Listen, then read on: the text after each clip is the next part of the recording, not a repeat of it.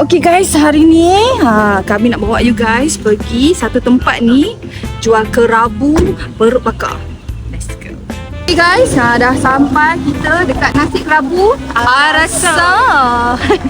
Okay, jom kita queue. Tengok queue panjang Kita nak order sama ada A, B ataupun special ni. So add on je perut kalau korang nak perut yang special punya menu ni. Okay abang, saya nak 2 perut. 2 perut. So semua bahan boleh Boleh semuanya.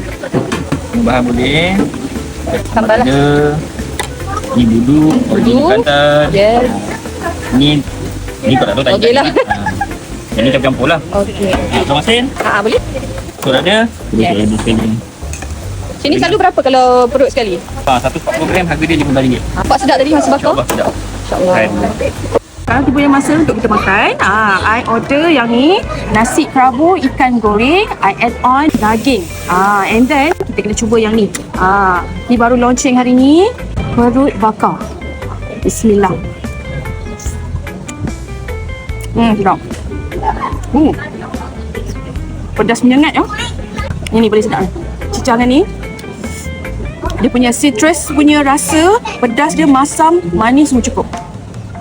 Good. Okay, mak sekarang kita gaul. Ni dah siap ada budu sekali dalam ni. Favorite saya, solok lado. Sedap.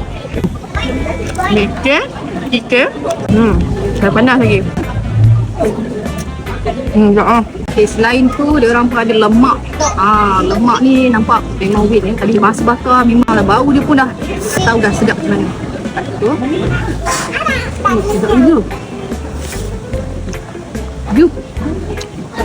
Dia tak tebal. Mungkin sebab dia ada shredded. So bila makan tu dia senang masuk dalam mulut, cair, senang kenyang. Dah. Lagi satu, tempat ni tengah hari memang ramai gila. Sebabnya tengoklah kawasan dia.